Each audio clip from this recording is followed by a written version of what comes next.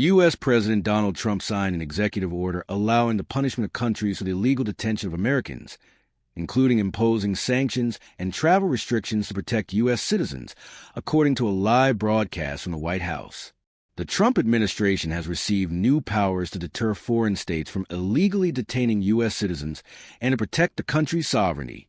The signed law allows the Secretary of State to impose sanctions on violating countries and travel restrictions for U.S. passport holders to states that use the capture of Americans for political leverage over Washington.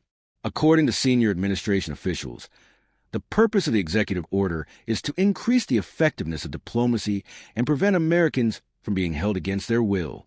Specifically, the Trump administration has so far secured the release of 72 Americans who were illegally detained abroad. On Friday at the White House, Trump criticized his predecessor Joe Biden's approach to returning illegally detained U.S. citizens, saying it made them vulnerable to hostile governments. They have to respect your country. They respect you and they respect your country, Trump said, also referencing former President Barack Obama. The new executive order conceptually resembles the designation of state sponsors of terrorism and targets countries that hold Americans to gain political leverage. It includes measures such as sanctions, travel restrictions, control over U.S. exports, reduction or suspension of foreign aid, and asset seizure. Both Trump and Biden have previously participated in prisoner exchange mechanisms to bring Americans home.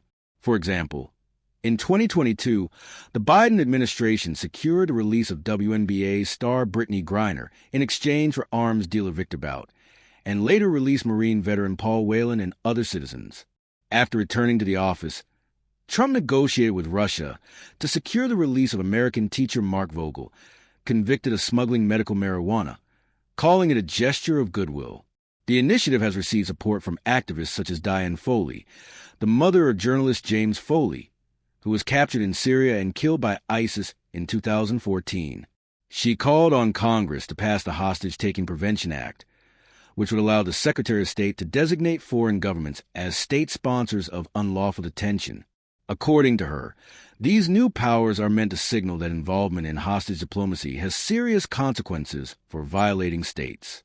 Additionally, U.S. President Donald Trump signed an order restoring the U.S. Department of War,